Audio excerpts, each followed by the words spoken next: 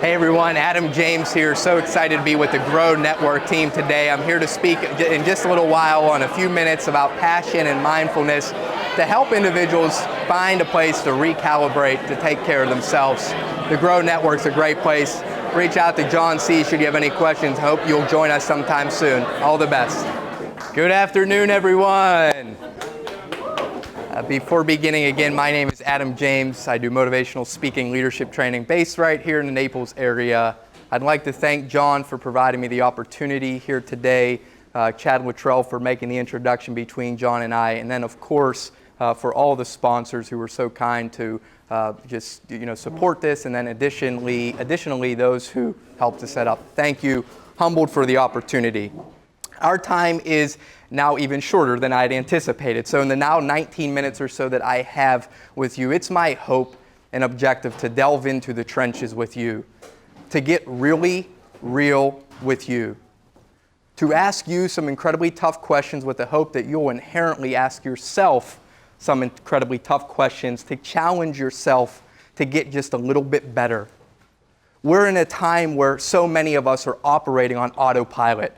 We're attached to our devices and we're always on the go, understandably to some extent. But as a result of that, we never challenge our own business principles or processes. We never take time to introspectively explore what it is that's going on in our headspace. We never take time to really think about what we're thinking about. So today, in the now 18 minutes we have remaining, I want to help you dig in and dig deep. It's not my hope to impart upon you my thinking or to get you to believe what I believe, but to challenge you to think about your own thinking. To get there, we're going to focus on two areas. One is passion, and two is mindfulness. Ladies and gentlemen, when you're talking with someone, if you're just meeting them for the first time or if it's the 100th time you've encountered them, can you tell if they live with, work with, and occupy passion, yes or no? I heard one yes. Yes. Can you tell when you're talking with someone? Yes, okay. You don't need to agree, again. But more often than not, yes. Yes, you can tell if somebody's passionate about what it is that they do. You can tell if somebody's passionate based upon how they talk and walk, the tone in which they articulate things, how they sit and listen and observe. There are a number of things that allow you to identify if somebody's passionate about what it is that they do in their life, in their work. However, the harsh truth is that so many people no longer live with or operate with such passion. They've allowed life to beat them up and kick them down. They've allowed the financial difficulties, the uncertainties, the angst, COVID, pain and disappointment, bankruptcies and past failures, uncertainty, and people telling them that they can't. They've allowed those things to steal their joy, their passion, their hope, their enthusiasm. Today is your moment to reclaim your hope. Today is your moment to let go of anything that anyone has ever told you wouldn't work, that you weren't good enough, that you weren't talented enough.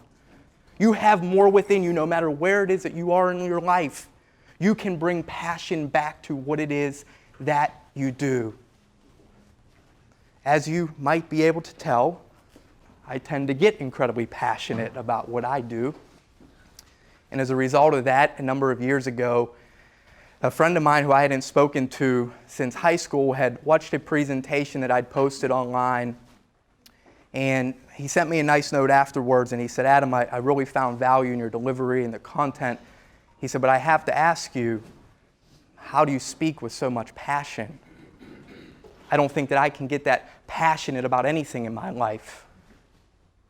And though I was humbled by his kind words, I was left more than frustrated to believe that there was a young man, 23 years old, newly removed from college, in a good career, in a good job, starting a family, who already believed that the early part of the onset of his career that he couldn't live with, work with, or occupy passion. And it made me realize that if at 23 we're feeling that, what do we feel at 33? What do we feel at 43? What do we feel at 53? What do we feel at 63?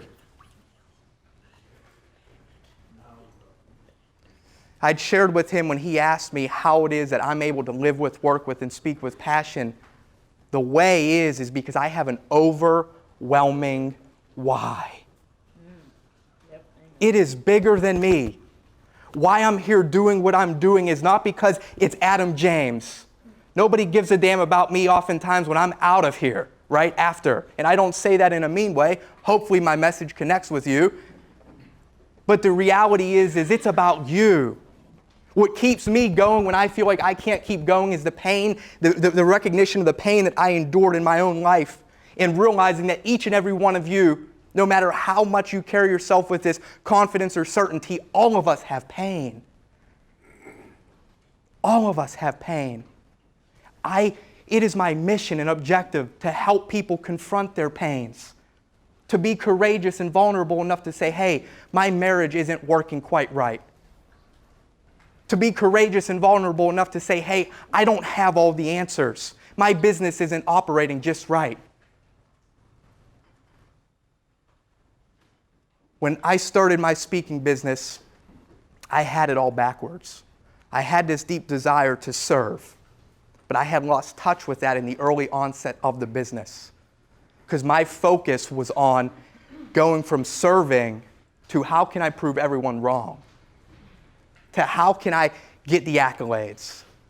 And I'd realized the valuable lesson when I hit some adversity in the very early stages that, again, it has to be bigger than us.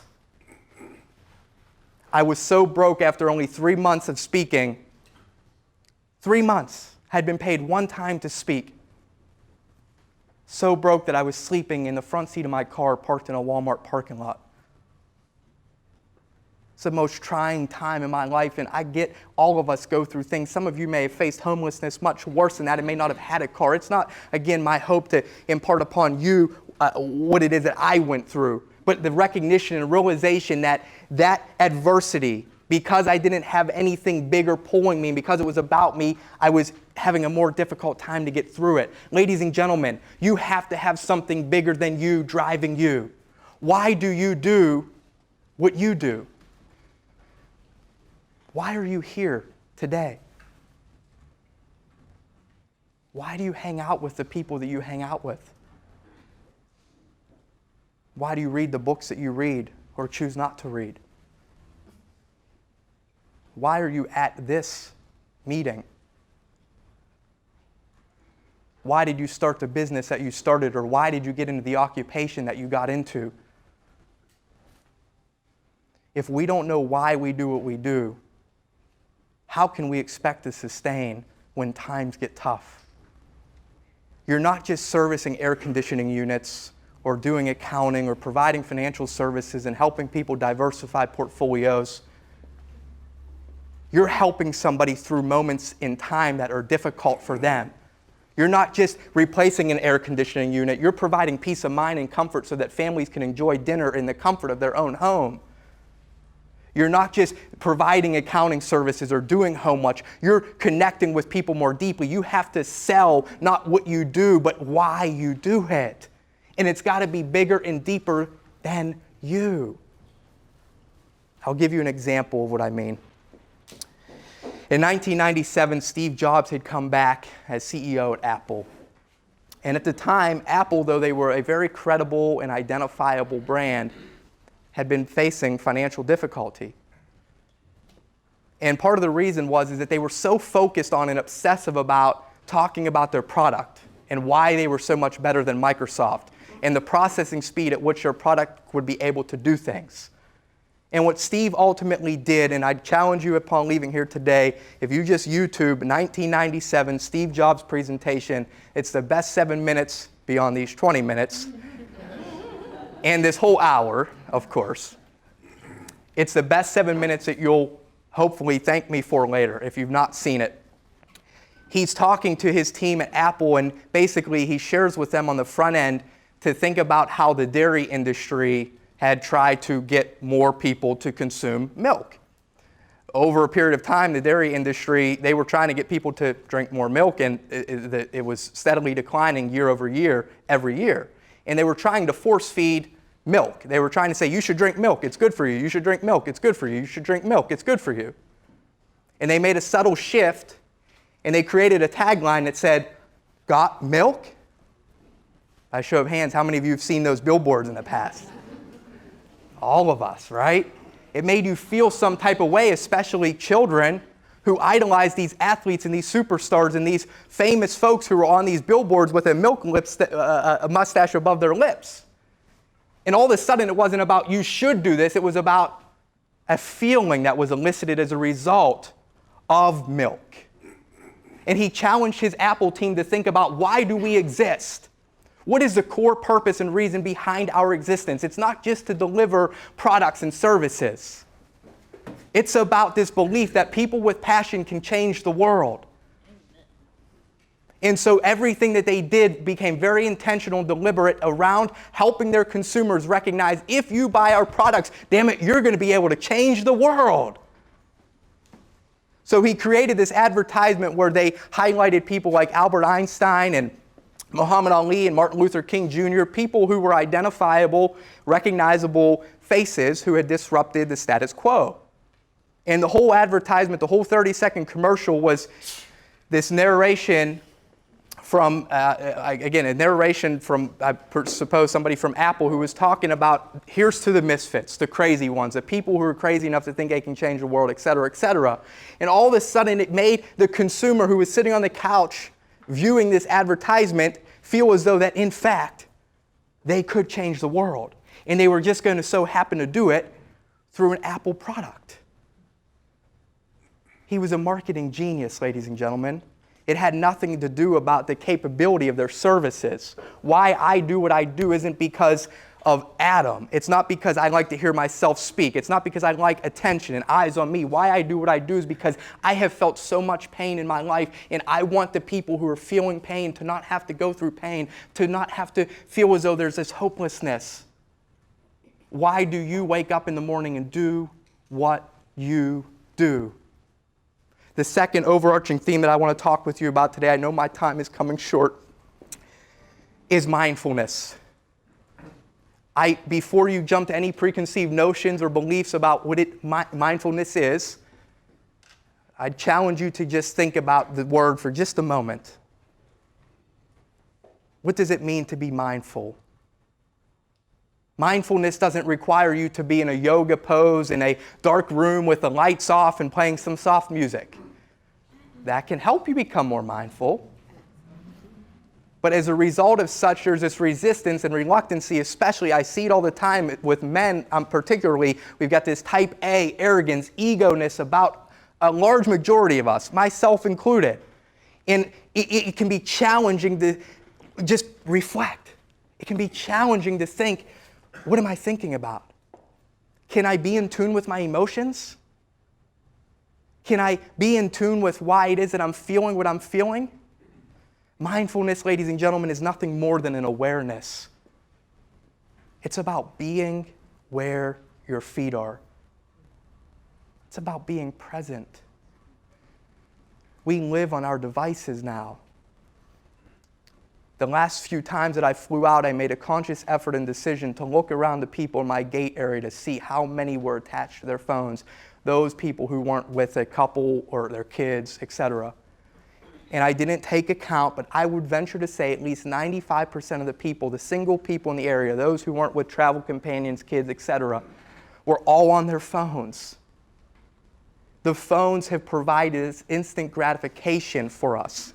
It fills a void for us. We're so used to getting things instantaneously that when we're lacking a moment in time where we should be doing something, or so we feel, we revert to our devices because it provides validation. If we're having a bad day, we take a selfie, put a filter on it, and let everyone know how beautiful we are. And it's like, I just got 40 likes. I usually get 3 likes, but it's still 3 people who are like, hey, I validate you. Better filter, thank you. Yeah, thank you. I know I say some of this jokingly, and I'm sorry we don't get the opportunity to delve into it a little more deeply as I'd like, but the reality is that this connectedness creates a disconnectedness to self. We have to be deliberate and intentional on exploring our thoughts and feelings and why it is we lost a deal, why it is we fell short, why we had a fight with our spouse, why we flicked the guy off on the road when all he did was cut out in front of us. It's not a big deal at the end of the day, but our egos get in the way and interfere with our ability to just show up as us. Don't let your bad day ruin your life. We're allowed to have bad moments. I don't have it all right. I'm grateful for Joe's words. He's right. I don't have bad days. It's not because I'm special. I have bad moments that turn into something productive. I find things that I can use to get me out of a bad state. You have the same power. You have the same capability. It's time. It's time for you. John, would I go 30 seconds, 1 minute? The last thing that I want to challenge you to think about is how you show up. Being mindful, no matter how many emails you've sent, no matter how many meetings you've had, this one that you have upcoming is the one that matters most. In medicine, one of the biggest reasons why surgeons and doctors end up falling short isn't because of their lack of competency, but because they're operating on autopilot, wherein they're not engaging their full mind. They're just going through the motions because they too get burnt out. If you're burnt out, find a way to recalibrate. Challenge yourself, ladies and gentlemen, to recalibrate. If you'd like to stay engaged with my stuff, you're welcome to do so up here. You can scan the QR code. This Mindful Journey is a place to recalibrate. I designed this because over the past year, I've watched family members and dear friends struggle with mental health challenges. So I welcome you to engage with my stuff here. If you plug in the code GROW at checkout, it's $50 for the whole year. And basically, it's a whole bunch of content to help people. $50 for the whole year, a whole bunch of content to help people. Plug in GROW at checkout. Ladies and gentlemen, you matter and you are needed. No matter what happens to you in your life, I want you, if you got nothing else from today, just understand that you have worth and value to add to the world, to the marketplace, to your customers. No matter what you face, understand always that the crazy guy who is overly passionate, maybe too intense, believes that you matter and you are needed. Thank you.